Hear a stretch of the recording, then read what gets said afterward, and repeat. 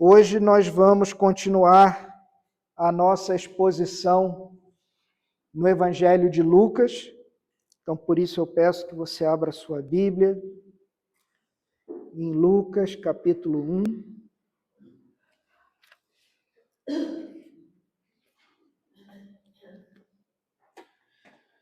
O texto que nós vamos ler hoje vai do verso 39 até o verso 56. E nós vamos fazer a leitura desse texto antes da exposição dele. Essa exposição vai estar dividida em 2 pontos, porque o nosso texto tem 2 pontos bem separados. A primeira é a visita de Maria à sua prima Isabel, e depois é o cântico de Maria. Então nós vamos ler exatamente antes da exposição de cada um desses 2 trechos. E a gente já viu nas primeiras sessões que nós estávamos expondo aqui do Evangelho de Lucas, que o anjo Gabriel havia anunciado 2 nascimentos a 2 mães que não deveriam ter engravidado. Uma era idosa demais, era Isabel, e a outra era uma mãe ainda não casada, no caso Maria. E antes do nascimento de João e do nascimento de Jesus serem narrados por Lucas, o que acontece é que essas 2 famílias são reunidas e nos dá a oportunidade de refletir um pouquinho sobre a importância dessas 2 pessoas. E aqui eu me refiro às crianças, não às mães, as 2 pessoas. João ainda não era nascido e Isabel, sua mãe, os 2 reconhecem a superioridade do filho de Maria, que seria o Messias. E Maria vai falar com regozijo, com maravilhamento diante da honra de ser a mãe do Filho de Deus. Então, começando com esse primeiro trecho do nosso texto, onde Maria visita Isabel, eu quero convidar vocês a acompanharem a leitura. Eu vou deixar aqui esse primeiro trecho, que vai do 39 até o 45. E diz assim a palavra do Senhor: Naqueles dias, Maria se aprontou e foi depressa à região montanhosa, a uma cidade de Judá. Entrou na casa de Zacarias e saudou Isabel. Quando Isabel ouviu a saudação de Maria, a criança lhe estremeceu no ventre. Então Isabel ficou cheia do Espírito Santo e exclamou em alta voz: Bendita é você entre as mulheres, e bendito o fruto do seu ventre. E que grande honra é para mim receber a visita da mãe do meu Senhor. Pois logo que me chegou aos ouvidos a voz da saudação que você fez, a criança estremeceu de alegria dentro de mim. Bem-aventurada a que creu, porque serão cumpridas as palavras que lhe foram ditas da parte do Senhor.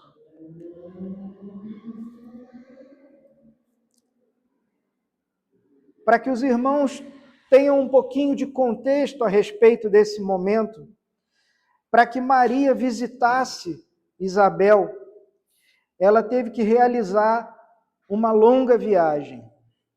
E nesse ponto em questão, ela foi andando. Ela andou mais ou menos 100 quilômetros, desde a cidadezinha da Vila de Nazaré até Jerusalém. E o local onde ficava a casa de Zacarias e Isabel é numa região chamada Ain Carim. Ela fica a 8 quilômetros a oeste de Jerusalém. E Maria ainda vai empreender, nós vamos acompanhar um pouquinho mais para frente, uma jornada bem parecida com essa, só que ela vai estar num estado bem avançado da sua gravidez. A diferença é que diz a lenda que ela vai sentada num burrinho, né? E aqui ela caminhou literalmente 100 quilômetros até chegar à casa da sua prima. Uma das primeiras coisas que a gente observa nessa passagem que nós lemos é o valor da amizade e o valor da comunhão. Beto comentou agora, né? Porque nós viemos à igreja e porque nós nos juntamos nessa família que nós chamamos. E essa passagem vai mostrar para a gente de uma maneira extraordinária como que o coração dessas duas mulheres foram confortados e as suas mentes foram estimuladas por conta dessa visita. A gente pode chegar a pensar alguma coisa do tipo, talvez se não houvesse acontecido esse encontro, Isabel não ia ficar cheia do Espírito Santo. E talvez Maria jamais tivesse proferido esse cântico que nós vamos ver em seguida, um cântico de louvor tão bem conhecido na igreja do Senhor. E existe uma mensagem de um teólogo que fala que se nós ocultarmos a nossa tristeza, ela aumenta. Mas quando nós compartilhamos a nossa alegria, ela se multiplica. A gente precisa, como o Beto falou, escolher uma pessoa, seja da nossa confiança, precisamos dividir as nossas cargas, precisamos andar juntos, nos lembrarmos que não cabe julgamento, nós estamos todos na mesma situação, no mesmo barco. E aqui a gente tem uma primeira aplicação desse texto para os nossos dias de hoje. A gente precisa considerar a comunhão com outros crentes, a comunhão com esses irmãos em Cristo, como um dos meios de graça. A gente já viu que os chamados meios da graça incluem a oração, incluem a meditação na palavra, a leitura bíblica, mas a gente também gosta de colocar essa comunhão que a gente chama de igreja entre esses irmãos, entre aqueles que creem no mesmo Deus, como um outro excelente meio de graça. Trocar experiências com outras pessoas, dividir fardos com outros irmãos, com outros companheiros de viagem, e o Beto bem lembrou agora, nós somos peregrinos caminhando nesse mundo, é como se fosse uma parada refrescante, que a gente recarrega as baterias e a gente consegue permanecer, continuar a nossa jornada pelo caminho estreito. Não me canso de usar essas alegorias do peregrino, de John Bunyan, e não me canso de incentivar você a ler essa história tão maravilhosa. Talvez um próximo filme para a gente ver também, que tem John Bunyan também, o peregrino em filme, né? E é bem interessante. Essa experiência, quando nós dividimos as nossas cargas, onde nós compartilhamos as nossas dificuldades, é uma das experiências mais próximas que a gente tem daquela alegria celeste que nós vamos um dia viver. E nessa terra, essa é uma das coisas que a gente pode experimentar, que é mais próximo dessa alegria. E se a gente também se lembrar da própria palavra no livro de Provérbios, a gente vai ler que como o ferro com o ferro se afia, assim um homem ao seu amigo. Ou seja, a gente precisa lembrar disso. Andamos juntos, nos apoiando, nos afiando uns aos outros, nos ensinando uns aos outros, para que essa carga seja mais fácil de ser levada. A gente precisa buscar em primeiro lugar a face do Senhor. Mas logo em seguida a gente tem que buscar a face daqueles que são os amigos do Senhor. daqueles que andam conosco e que creem nas mesmas coisas que nós cremos, no mesmo Deus que nós cremos. E se nós agirmos dessa maneira, e principalmente se nós formos cuidadosos com as nossas amizades, a gente saberia melhor o que significa ser cheio do Espírito Santo. Uma das coisas que a gente percebe nas histórias bíblicas e que a gente percebe na nossa experiência é que após um momento de conversão, principalmente se foi uma conversão verdadeira, se não foi algo emocional, porque quando a emoção acaba, a conversão acaba também. Então, se foi algo realmente verdadeiro e real, a nossa lista de amizades dá uma diminuída boa.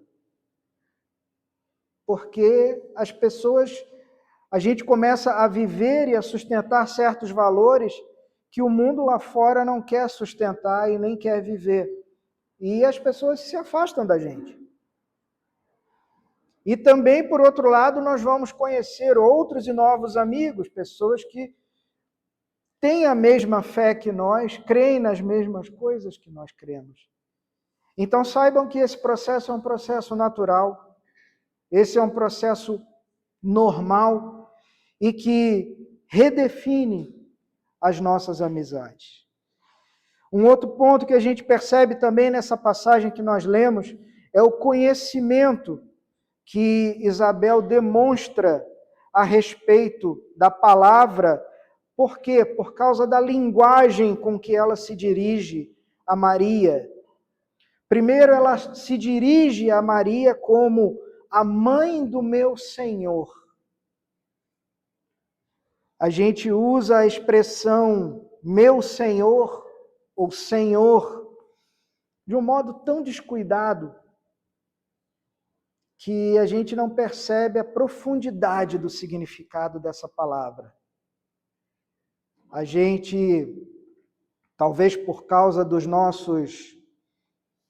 nossa cultura, do nosso jeito brasileiro de ser, onde tudo a gente fala, ai meu Deus, e tudo a gente diz, é o meu Senhor e tal, e a gente não se dá conta. E talvez observar um pouco dos nossos irmãos judeus que têm um pouco mais de cuidado ao se referirem ao nome do nosso Senhor. Na época em que essa frase foi dita por Isabel para sua prima Maria, ela tinha um significado muito mais profundo do que o significado que a gente tem hoje.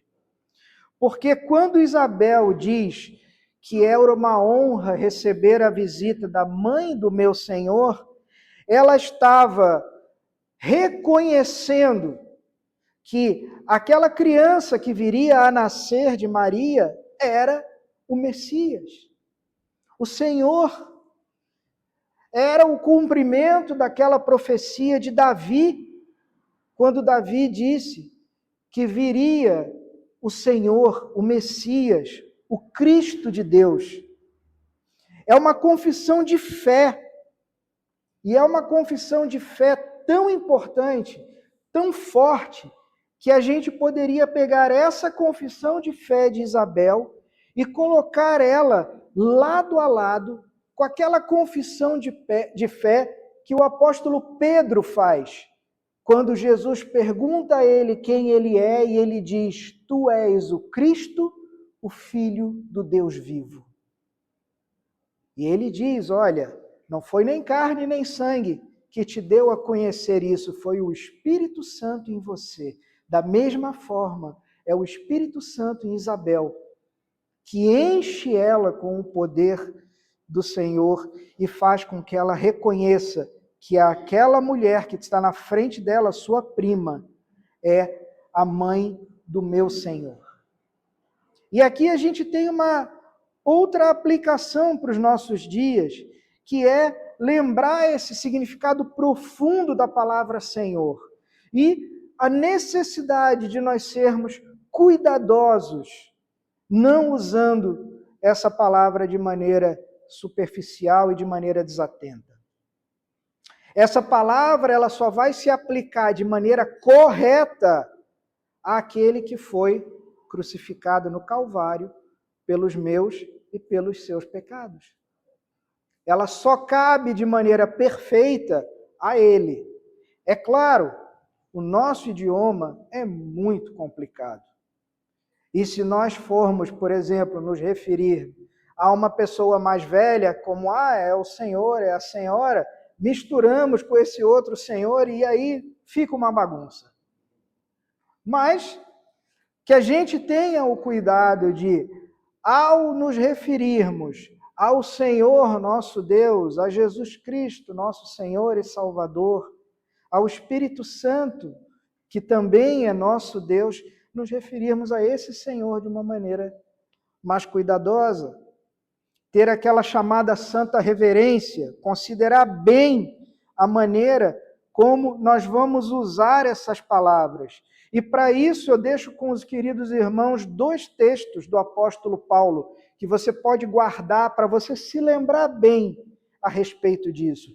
O primeiro, quando ele escreve à igreja de Corinto, a primeira carta dele aos Coríntios, no capítulo 2, capítulo 12, verso 3, ele diz: ninguém pode dizer Senhor Jesus, senão pelo Espírito Santo. Então, se você confessa a fé do Deus vivo, se você reconhece Jesus como o Filho de Deus, é porque o Espírito Santo é quem capacita você a dizer essas palavras. E o outro texto para também te ajudar é quando Paulo fala à igreja de Filipenses, no capítulo 2, verso 11, onde ele fala: toda língua confesse que Jesus Cristo é Senhor, para a glória de Deus Pai. Lembrando esses 2 textos, a gente vai ter esse cuidado especial ao usar essa palavra.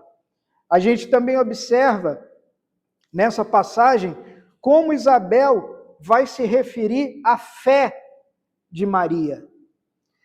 Ela diz: bem-aventurada a que creu. Sem dúvida, a gente percebe que Isabel conhecia muito bem as Escrituras do Antigo Testamento. Ela conhecia bem as grandes obras que a fé já havia realizado através daqueles santos, homens e mulheres da antiguidade. Ela conhecia a história de vários desses homens e mulheres, pecadores como nós, que foram redimidos e que creram, e que por isso foram abençoados. Por causa dessa fé, muitos se apossaram das promessas de Deus. Por causa dessa fé, muitos viveram e andaram por ela. Suportaram, e nós suportamos duras provações. Contemplaram um Salvador que ainda não tinham visto, e nós contemplamos um Salvador que nós também não tivemos a chance de ver. E esses antigos santos, homens e mulheres, também tiveram bênçãos e creram em bênçãos que viriam a acontecer da mesma forma que nós cremos, em bênçãos que ainda virão até nós. Pela fé, esses santos lutaram contra o mundo, contra a carne e contra o diabo. A mesma luta que nós enfrentamos hoje, e o Beto lembrou agora. Muitos foram vencedores e chegaram ao lar em segurança. Santos do passado, homens, mulheres, e o próprio apóstolo Paulo, quando ele fala dessa frase. E ali Maria estava provando que ela fazia parte desse grupo de pessoas, daquele grupo que creu na promessa do Senhor. Bem-aventurada a que creu. Será que a gente conhece um pouquinho dessa fé? Olha que interessante, Paulo, quando escreve a Tito, um dos seus filhos na fé, junto com Timóteo, Paulo diz a Tito que ele, Paulo, era servo de Deus e apóstolo de Jesus Cristo para promover a fé que é dos eleitos de Deus. para promover a fé que é dos eleitos de Deus. Ou seja, ele foi constituído apóstolo para pregar o evangelho, para promover essa fé. Nós também fazemos isso? Nós promovemos essa fé? A fé que é exercida e conhecida pelos eleitos? A gente não pode dar descanso à nossa alma até que nós experimentemos dessa fé. E uma vez que a gente venha a experimentar dessa fé, a gente não pode deixar de orar nunca para que essa fé aumente, cresça dentro de nós. É essa fé que nos sustenta, é essa fé que nos faz dizer que nós, em Cristo, podemos qualquer coisa. É essa fé que nos fala que em Cristo nós já somos mais do que vencedores.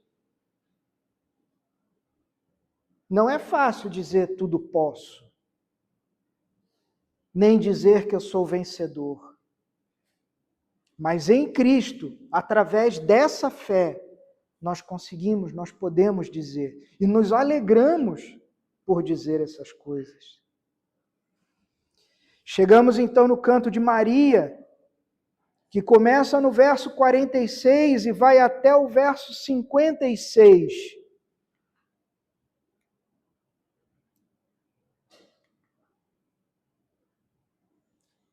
E que a palavra de Deus diz assim: Então Maria disse: A minha alma engrandece ao Senhor, e o meu espírito se alegrou em Deus, meu Salvador, porque ele atentou para a humildade da sua serva. Pois desde agora todas as gerações me considerarão bem-aventurada, porque o poderoso me fez grandes coisas. Santo é o seu nome. A sua misericórdia vai de geração em geração sobre os que o temem.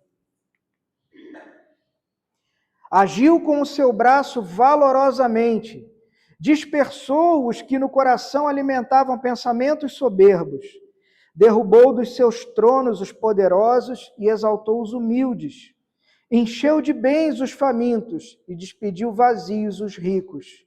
Amparou Israel, seu servo, a fim de lembrar-se da sua misericórdia a favor de Abraão e de sua descendência, para sempre, como havia prometido aos nossos pais. E Maria permaneceu cerca de 3 meses com Isabel e voltou para casa. Agora que nós lemos o canto de Maria, o que você vê de familiar nesse canto?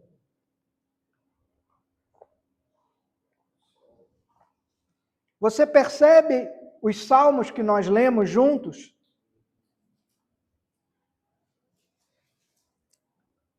Todos eles que nós lemos estão nesse canto aqui. Eles estão aqui. E ainda tem mais, nós lemos Isaías, mas ainda tem mais. Ainda tem Sofonias, ainda tem Abacuque, ainda tem uma série de outros textos nesse pequeno canto que Maria responde à sua prima. Esse canto ele é chamado de Magnificat, em latim, e é a primeira das 3 declarações poéticas que falam de nascimentos no Evangelho de Lucas. As outras 2 declarações, que também aqui em Lucas, são chamadas o Cântico de Zacarias, conhecido como Benedictus, está no capítulo 1, do verso 68 até o 79, e o chamado Cântico de Simeão, é o chamado Nunc Dimittis, que está no capítulo 2, do 29 ao 32. E aí, se você é um bom ouvinte daquela banda do Projeto Sola, você já ouviu 3 músicas dessa banda, uma chamada Magnificat, outra chamada Benedictus e a outra chamada Nunc dimittis. Se você não ouviu, volta lá, vai no YouTube, coloca lá e procura os 3 nomes em latim. Eles têm exatamente músicas falando desses 3 cânticos. O nome desses cânticos são conhecidos em latim e são derivados do uso deles na igreja, desde os primeiros séculos da era cristã. É uma linguagem e uma estrutura que esses cânticos têm que refletem os salmos do Antigo Testamento, como a gente viu.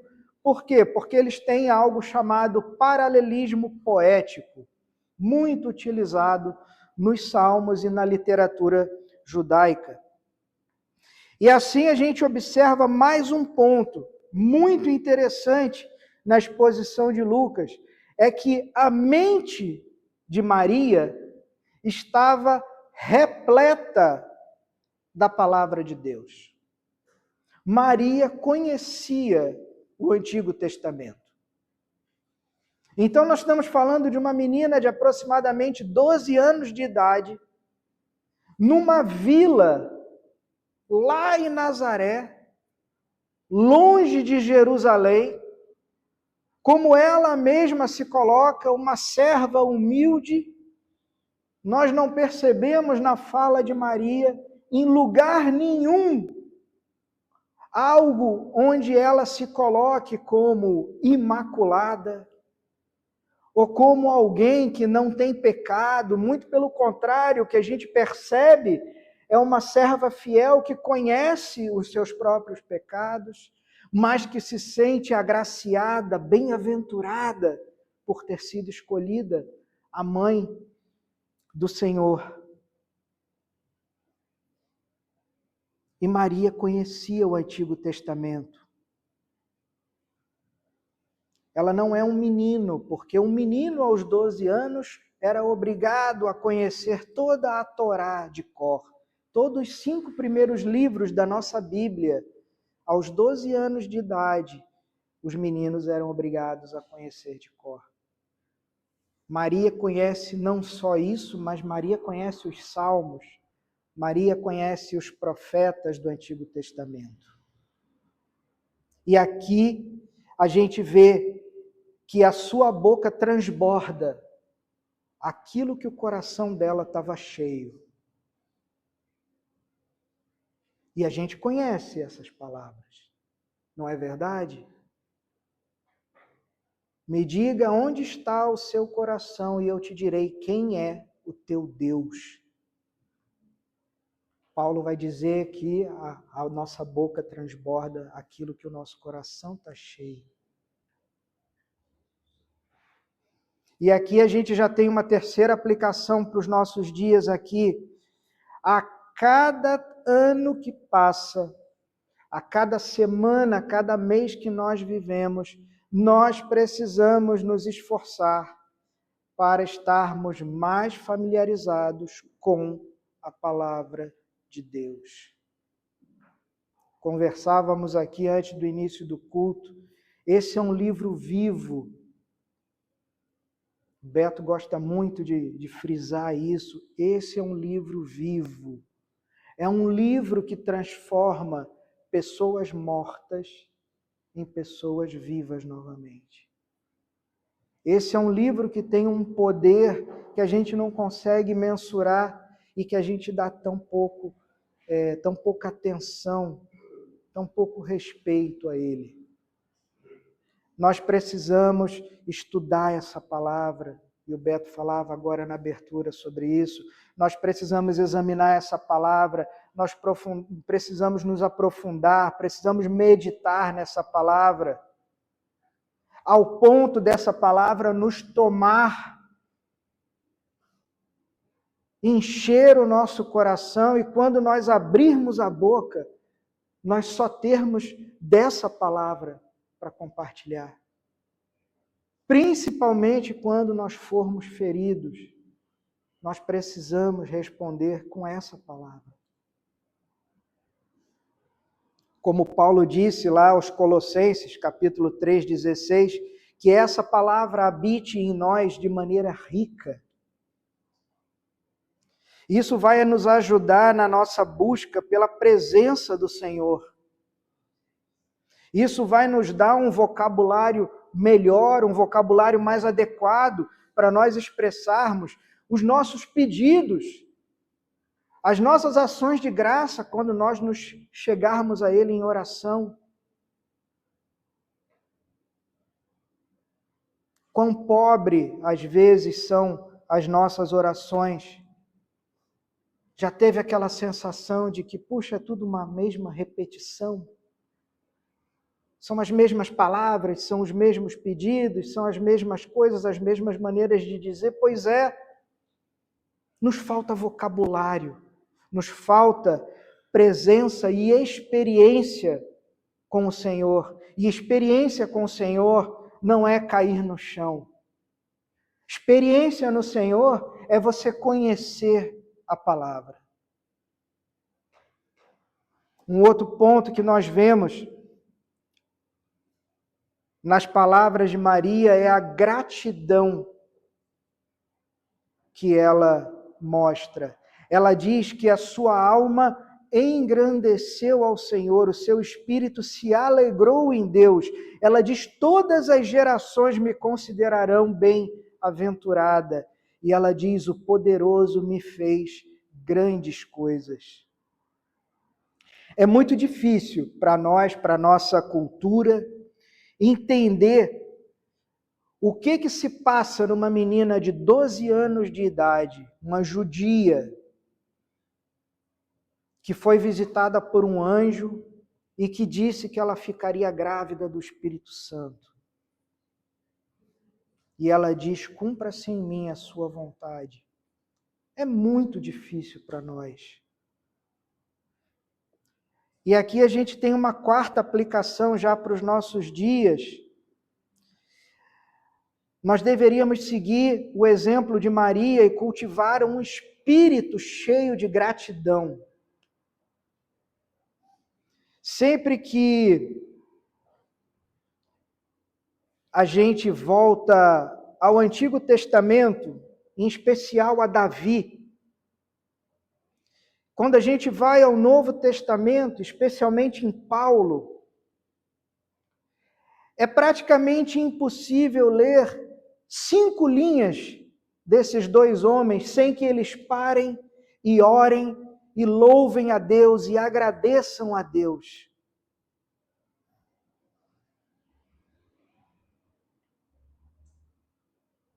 Sempre eles estão bendizendo o nome do Senhor, estão louvando o nome do Senhor. Então, uma aplicação que nós deveríamos abraçar com vontade é, todos os dias, assim que nós acordamos, abrimos os nossos olhos, termos aquela profunda convicção de que nós somos devedores. A cada dia que passa, a cada vez que você respira, nós estamos recebendo mais bênçãos do que nós merecemos. E bom seria, como Paulo fala aos Filipenses, lá no capítulo 4, no verso 6, que as nossas orações e súplicas fossem recheadas com ações de graça.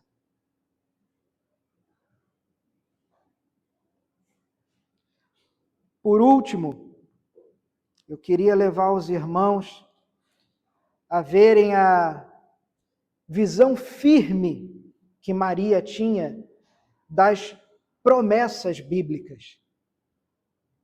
Beto comentou agora na abertura a promessa que está ali em Tiago 4,7, que se nós seguirmos a receitinha de bolo, se nós nos escondermos no Senhor, se nós buscarmos abrigo no Senhor, e se nós voltarmos aos Salmos, o Senhor é a minha rocha, o Senhor é a minha fortaleza, o Senhor é o meu abrigo, o Senhor é a minha alegria, o Senhor é a minha força. Se nós nos escondermos no Senhor, nesse Senhor, o diabo vai fugir de nós. Não é que nós tenhamos que enfrentá-lo, porque os filmes que nós vimos mostram isso. Querido, não tente enfrentá-lo. Não tente enfrentar a tentação. Quando a tentação se colocar à sua frente, fuja. Não tente enfrentá-la. E como você foge? Escondendo-se no Senhor. E como você se esconde no Senhor? Conhecendo a sua palavra, conhecendo as suas promessas, conhecendo aquilo que Ele fala para cada um de nós, como nosso próprio Senhor e Salvador. E o Beto lembrou agora, ele foi ao deserto. Por quê? Porque ele, como homem que era, que abriu mão de ser Deus, para que ao morrer por nós, a sua morte tivesse a validade que tem, ele tinha que sofrer o que nós sofremos, então ele tinha que ser tentado como homem. E como ele responde às tentações? Está escrito. Meu irmão, minha irmã, você sabe o que está escrito? Maria conhecia as promessas. Ela termina o seu cântico de louvor com a declaração, aquela declaração que é a bênção de Deus a Israel. Aquela história antiga de Gênesis, você volta lá, Abraão, Isaac, Jacó luta com o anjo toca a sua coxa, muda o seu nome, Jacó não é mais Jacó, o enganador, Jacó agora é Israel. E ele é abençoado. E Maria se lembra dessa promessa, promessa com que Deus abençoa Israel, a fim de lembrar-se da sua misericórdia e que o Senhor agiu como havia prometido aos nossos pais. Essa semana mandei no grupo para os irmãos um vídeo, falei, olha, é um vídeo de 1h15, assistam, vale a pena. Conheçam a respeito da nossa ligação com o povo judeu, da onde nós viemos, quem eles são, no que nós acreditamos. Orem por eles. E ali nós vemos aquela conversa daquele teólogo tão importante, pastor, e com aquele outro rapaz. E nós vemos ali que as promessas de Deus, elas não se quebram, elas não caem. E aqui Maria cita essas promessas. As palavras que ela usa demonstram que ela se lembrava da promessa que havia sido feita a Abraão. O texto que nós lemos aqui na nossa leitura congregacional, o último foi Gênesis 17:7. Em ti serão abençoadas todas as famílias da terra. Para Maria, fica muito claro que a cada dia que passa, a cada dia que fica mais próximo o nascimento do seu filho, Maria sabia que essa promessa estava se cumprindo. Porque ali estava o Messias que havia sido prometido. E aqui a gente tem uma última aplicação para os nossos dias. Nós precisamos nos lembrar das promessas de Deus.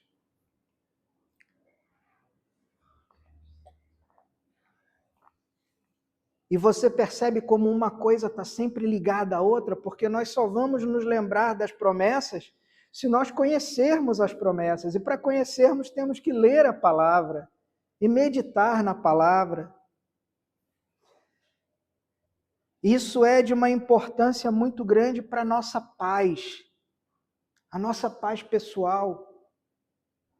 Para cada vez que se levantar um monstro aí fora, nós olharmos de maneira tranquila, nós respondermos de maneira tranquila, porque sabemos em quem cremos, conhecemos as promessas do nosso Deus. Essas promessas que estão aqui recheando a nossa Bíblia, elas são o maná que a gente recebe de graça, caindo na nossa frente todo santo dia.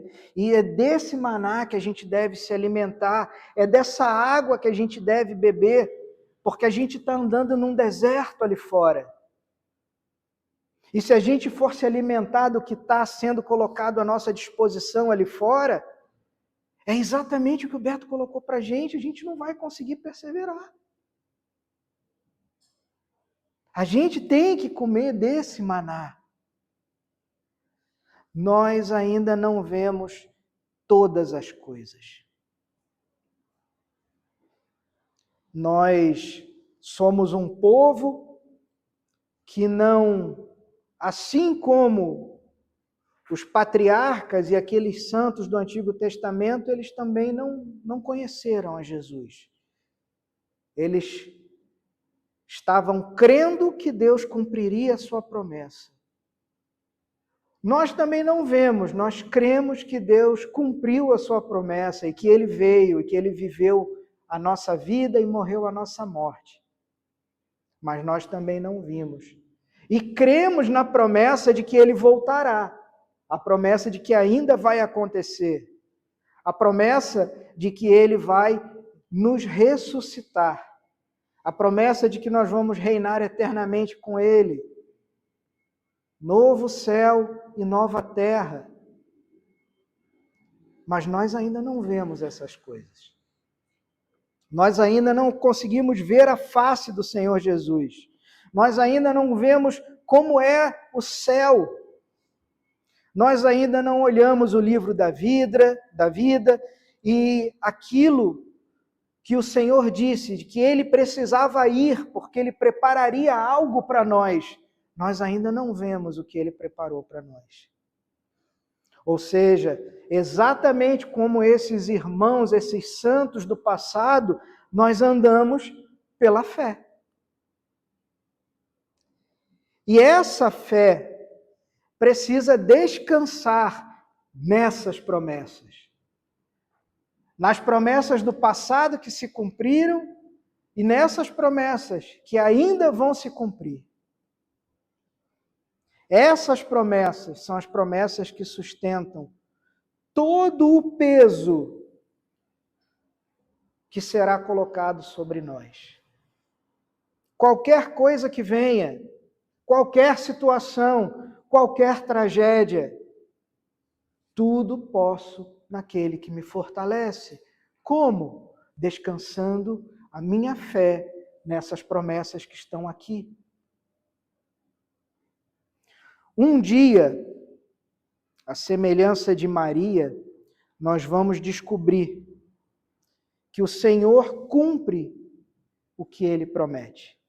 E que Ele cumpre sempre na hora certa e na maneira certa. Amém? Amém. Fecha teus olhos, vamos orar. Senhor Deus Todo-Poderoso, nós te agradecemos, Pai, mais uma vez, pela Tua santa palavra. Te agradecemos, Senhor, porque o Teu Espírito Santo tem nos enchido, Pai, com a Tua força, com o Teu poder, para que nós continuemos pregando a Tua palavra, Pai. Louvamos, Senhor, o Teu nome, agradecidos pela vida do Beto, pela minha vida. Louvamos e agradecemos, Senhor, pelas vidas de todos os irmãos que estão junto com cada um de nós, que o Senhor nos entregou, que fazem parte dessa congregação, para que as suas vidas sejam cuidadas e pastoreadas, Pai. Nós agradecemos, Senhor, pelas Tuas promessas. Te agradecemos, Pai, pela Tua palavra, que o Senhor deixou registrada através de santos que foram cheios do Teu Espírito Santo, Pai. Nós te agradecemos, Senhor, porque podemos confiar em cada uma dessas promessas. Louvamos e agradecemos, Senhor, porque apesar de todas as dificuldades que nós enfrentamos e que nós ainda vamos enfrentar, as Tuas promessas permanecem fiéis e dentro dos nossos corações o Senhor disse que estaria conosco ao nosso lado até o fim dos tempos. Nós pedimos, Pai, que a nossa fé cresça abundantemente, que a nossa disposição, a nossa vontade, a nossa coragem também cresçam, para que nós nos apeguemos a essas promessas, venhamos a ler cada vez mais a Tua palavra, meditar na Tua palavra, pregarmos a Tua palavra aos nossos amigos, aos nossos familiares, aqueles que estão ao nosso lado.